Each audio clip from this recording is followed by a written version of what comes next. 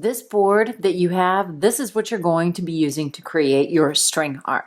But right now it's a little on the boring side. On the side that is brown, go ahead, use a pencil, write your name and your teacher code. Flip it back around to this side, and your goal is to cover this board with beautiful, bright colors. And the more fluorescent oil pastels that you use, the better it will be when we get ready to cover it in paint and to scrape the surface. So I'm just going to use these oil pastels. You can create a design. You could make a design of lines. You could create a design of different patches of color. You could even make concentric circles, circles that start in the center and grow outward.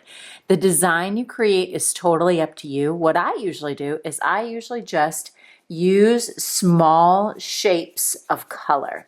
And I'm pressing pretty firmly with the oil pastel. The reason I'm doing that is because I don't want any of these white spots to show. It'll also make it so that when we use our texture tool, after we've painted it and scrape it, all of these designs will really show up, and your scraping design will be really bright and colorful. So right now, I have decided just to go with different shapes of different colors.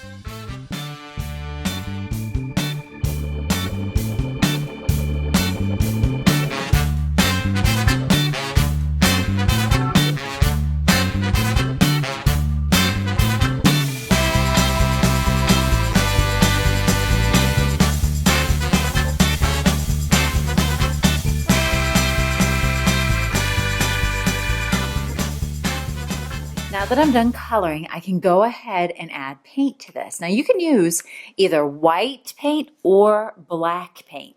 I've decided to use black paint, and my goal is to paint thickly and quickly. I'm painting thickly because I'm going to be scraping the paint. I'm painting quickly because I need to make sure the paint does not dry before I have a chance to scrape it. My goal is to go ahead and cover up my design. And I know that seems kind of crazy, but you just wait for it. And so I'm painting on there quickly because if this paint dries, I won't be able to scrape and show my design. So notice I'm going pretty quickly. I'm making sure that there are no spots where you can see my design. So there we go. It should not take you very long to paint this at all. You're just going as quickly as you can, making sure your paint is on there. Again, nice and thick. So I'm just checking for spots. There we go. Looks good to me. And now I've got my texture tool. There's a lot of texture tools to choose from. You can experiment and see which one you like best. I always seem to really like the thick combs, but you could even use two. So I'm going to go ahead and scrape this paint, creating different kind of cool line designs. I know, it's amazing. And friends, if you don't like what you painted or created with this, you could always paint over it and scrape it again, but you can only do that so many times before the paint dries and it no longer scrapes. I'm really happy with the way that turns out. I want to make sure that there are no spaces where I didn't scrape, and it looks like I covered everything. Now that your board is painted, it's time to prepare it for your string art. So what you'll need to do is have a circle, and this little circle, it has 16 little dots around the rim. 16 little dots around the rim, and I'm going to flip my board over to the back where my name is, and I'm going to set this circle right in the middle, and I'm going to use a marker so that you can see, but you could just as easily use a pencil. Let's get a little closer. And so what I'm going to do is trace around that circle. And when I'm finished tracing around the circle, wherever I see a polka dot, I'm going to draw a line. So I see a polka dot right here. There's 16. So as you are drawing those lines, you might want to go ahead and count, because it's important that you end up with 16 lines. So what I like to do when I'm counting something is I always put my finger on the number 1, and then I go all the way around. 2, 3, 4, 5, 6, 7, 8, 9, 10, 11, 12, 13, 14, 15, and 16. Booyah, I got it. Now, where this short line that I made comes into contact with the circle, That's called a perpendicular line, where those two lines come into contact. Where they come into contact, I need to poke a little hole. So to do that, I am going to use a thumbtack. So with my thumbtack, wherever I see the line touching the circle, I'm going to press my thumbtack in. I'm not doing it at the end of the line. I'm doing it where those two lines come into contact. And I'm going to do that all the way through the board until the thumbtack goes through to the other side. Be careful. Don't put your hand back here as you do this. If you do, well, I think you can imagine what's going to happen. So I'm going to go ahead and push my thumbtack through all of those places where the short line meets the circle. Now that I'm finished with that, those little holes are pretty small, and I need to make sure they are big enough for me to stitch through, to fit a needle through. So now that I have a small hole, I'm going to make the holes a little bit bigger by using my tapestry needle. This is a tapestry needle. It's bigger than a normal needle, and the end of it is not sharp. It's what's called blunt. So I'm going to use this needle, and I'm just using it without any yarn in it to make the holes a little bit wider. That way, when it does come time for me to start doing my stitches through this board, it'll be a lot easier than trying to put it through that small opening. I'm just going to now take the time to go all the way around the board in all 16 dots to make each one a little bit bigger. Now, before we start our stitching, we need to decide on our design. There are a couple to choose from. Now, you can use any colors you want to, and just because I'm showing you these two designs doesn't mean that your design is going to look a lot or exactly like this. You can change it up any way you like. You could do what's called a radiating design. What that means is your design will always have the same starting point, and all lines will come from or radiate from that point. Kind of like, even if you look at my hand, all my fingers radiate or come from this part of my hand. Look at the design. All the lines will come from one spot. So your stitches will do exactly what my finger is showing you. This is called a radiating design. What I like to do when I do this design is do it on one side of the circle, and then on the opposite, pick a contrasting color and have all the lines radiate from that spot. So there's one idea for you to be thinking about, radiating design. Or another one that's really cool is one that's called spectrum. Spectrum is a lot like radiating. It starts from one point, but you only stitch 1, 2, 3, 4, 5, 6 times before moving on to another spot and having that being your radiating point, and moving on to another spot and have that being your radiating point. What I like about this one is it causes an optical illusion. It looks like your lines are curved when in actuality they're stick straight. So as I show you these two ways of stitching, spectrum and radiating, be thinking about which one you like and which one you might want to do. So let's first of all talk about how to thread a needle. It's quite simple if you try this trick. First of all, I've got a tiny little piece of paper. It's a Post-it note that I just cut into a small little rectangle and folded it in half. So if ever you can't find a needle threader, go to the store, get yourself a Post-it note, cut a tiny little rectangle, fold it in half so it looks like a little bitty hot dog bun. Take your yarn, one end of it, put it inside the hot dog bun so there is no hot dog sticking out of your bun. So there's a little bit sticking out, so I'm going to back it up. Beep, beep, beep. There we go. Now I'm going to pinch it really tight at the end, and I'm going to take the eye or the opening of the needle, and I'm going to slide this through, sliding this through the eye of the needle just like that. Pull it all the way through, and voila, your needle is now threaded. Now you need to put a little knot at the top. Notice I have a short tail and a really long tail. This short tail is going to end up being waste yarn. So you don't want it to be really long because you'd end up wasting all of this yarn. So keep it short, and you're going to need to anchor the needle to the thread or yarn with a knot. So I'm going to make the letter U. Then you make the letter O. Notice I'm holding it with my thumb so it stays put. Take the tail, right there, the little one, wrap it around, put it in the hole, boop, and pull.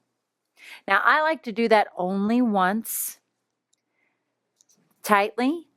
But as you're stitching, if you notice that it keeps coming unthreaded, then you might want to go ahead and double knot it. So a U, an O, the tail, and the hole, and pull tightly. All right, now that is going to create a little bit of a lump right there. You can see a little lump, which means it might be a little difficult to get it through those small holes in your stitching, but we're going to make it work.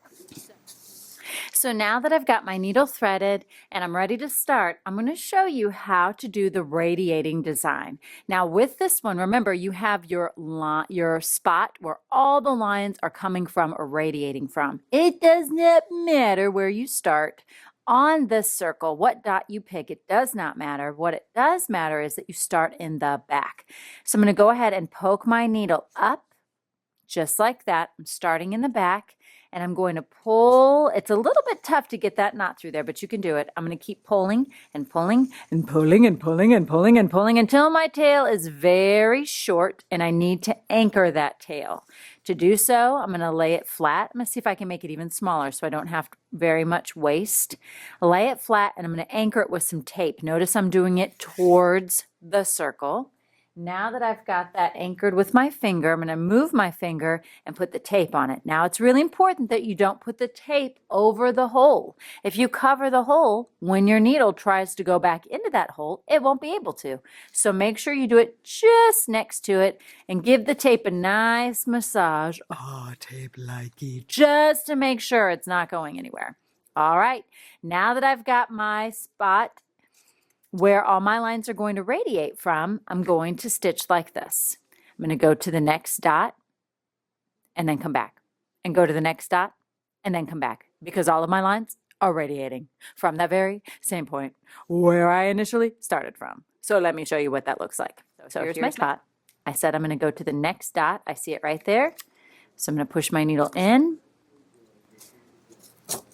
Pull, pull, pull till I have my first stitch. It should look just like that. There we go. Now I have to come back to that spot. My needle is always poking up. My needle never goes around the board. So if you can't see, like I'm trying to figure it out. See, I could figure it out by just looking. But if you can't see, flip it over. This is your spot. The one with the tape is the one you're radiating from. Pop back up. Pull it through. Now I need to make my second stitch. It's going to be in the second dot. Push it down. Popping up always in the same spot. Next hole, making my third stitch. So I'm gradually making my way all the way around with these stitches.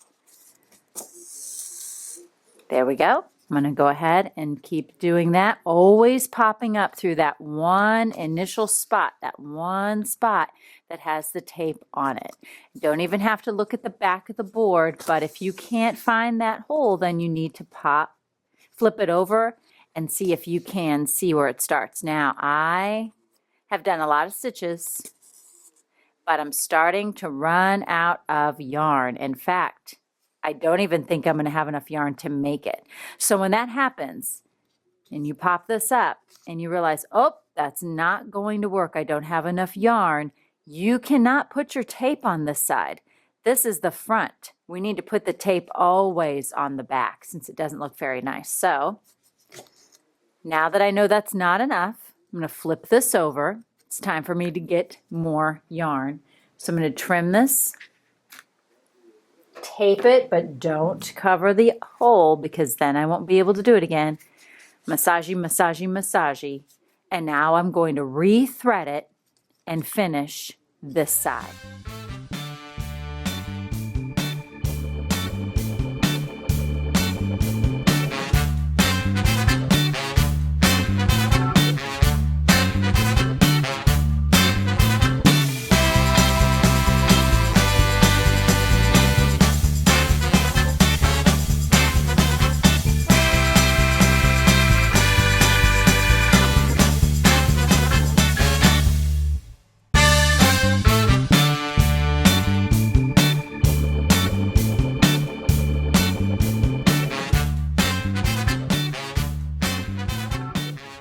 All right, Now that I finished one side of the radiating design, I'm going to go to the opposite side and do the exact same thing, meaning I will pick a starting point where I will always have all of my lines radiating from.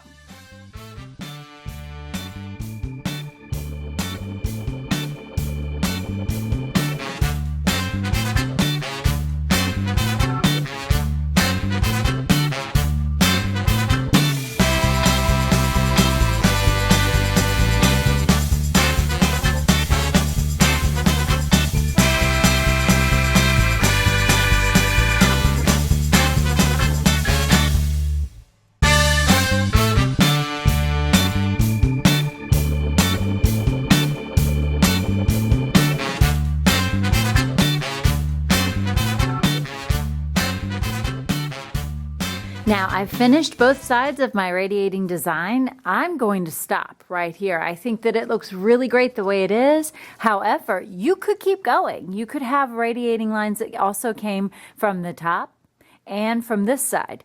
It looks best if you use contrasting or totally different colors. I chose very light colors to have it stand out against my dark background. Now let's talk about how to do the spectrum.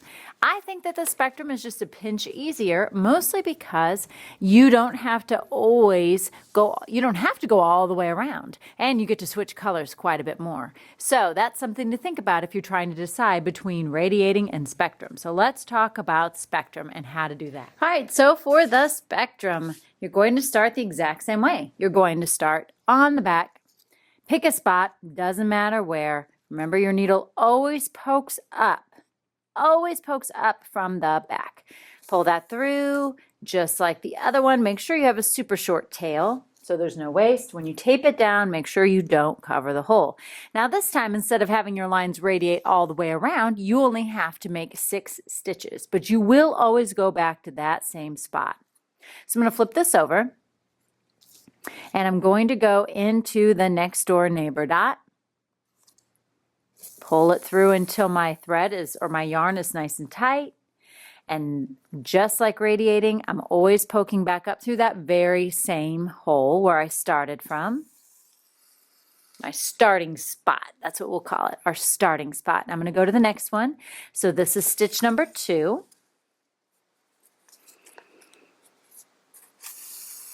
This is my 3rd stitch. I'm halfway there. See how easy this is?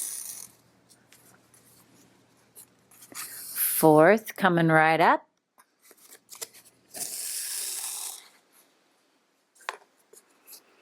5.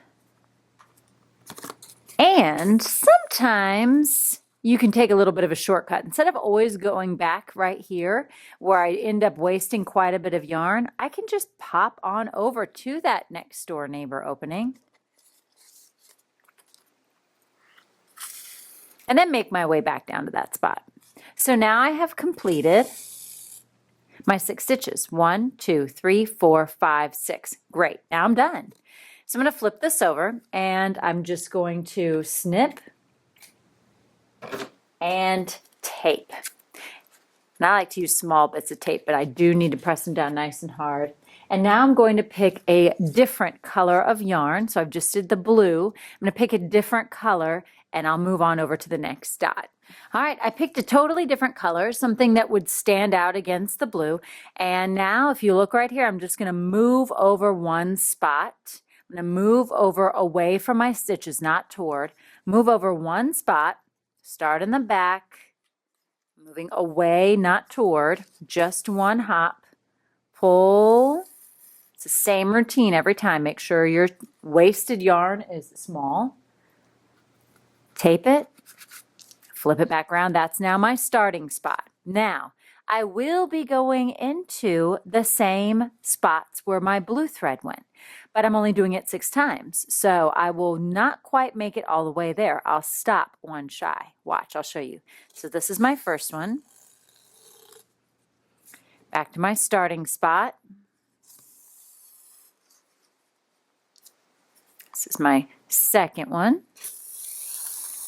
Back to the starting spot. Number 3. Oh, it's looking really cool already. 4. Here's my 5th one. And to save on yarn, I'm going to do that trick where instead of going all the way back to the starting spot, I'll flip it over, poke it through, and back down. So I did 6 stitches, but it didn't quite go as far as the blue. And the reason behind that is because I was moved over 1 notch. But it's starting to make that really cool arc, that optical illusion. So now you can keep doing the spectrum all the way around if you want to, or you could just do it a handful of times.